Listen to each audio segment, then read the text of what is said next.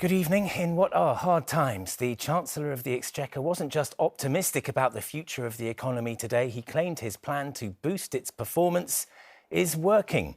In his first budget, Jeremy Hunt unveiled a string of measures like tax breaks for businesses and a major expansion of state-funded childcare, all aimed, he said, at getting more people back into work.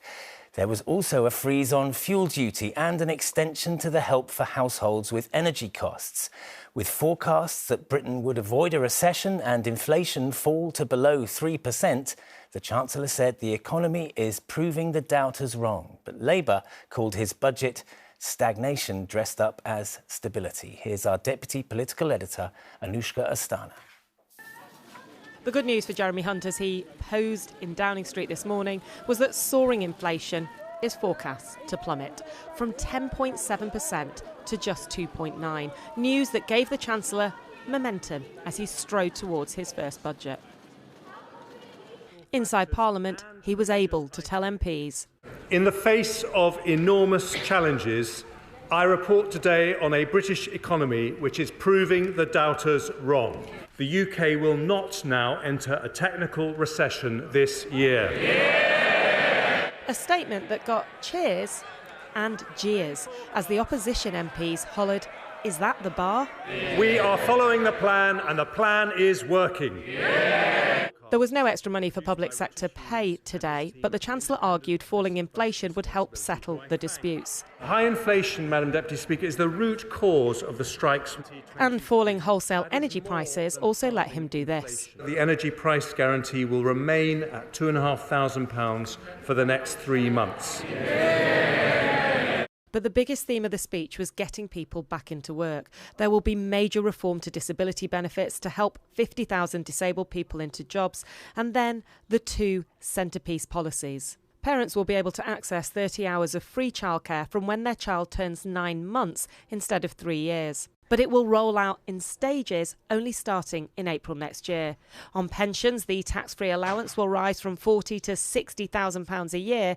And the biggest surprise today, the lifetime limit on pensions will be scrapped entirely. Mr Hunt said this was aimed at people around his age. My younger officials have termed these people older workers, although as a 56-year-old myself, I prefer the term experienced. If that was the back-to-work carrot, there was also a stick. Independence is always better than dependence, which is why a Conservative government believes those who can work should. So sanctions will be applied more rigorously to those who fail to meet strict work search requirements. The Chancellor said he was sticking to one policy that some of these Conservative MPs really don't like. The rate of corporation tax will rise as planned from 19% to 25%, but under temporary plans for full expensing, companies will be able to claw back 100% of investment in things like IT and machinery. And then Mr Hunt said that leaving the EU would allow him to make duty on draft products in pubs up to 11p lower than in supermarkets, a policy that brought on the worst joke of the hour. It's a differential a Conservative government will maintain as part of a new Brexit pubs guarantee. British ale is warm, but the duty on a pint is frozen. Fuel duty will also be frozen with a 5p cut from last year kept in place. And there will be £63 million to help leisure centres and swimming pools who have struggled with energy costs. The Labour leader wasn't buying it. After today, we know the Tory cupboard is as bare as the salad aisle in our supermarket.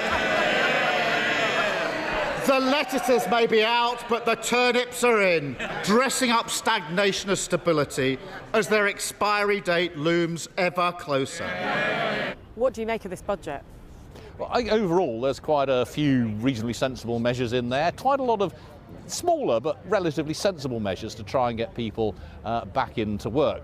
Also, very noticeable, it didn't say nothing on public sector pay, nothing to undo the big tax rises that are coming in for most of us in April, and still very tight spending plans after the next election.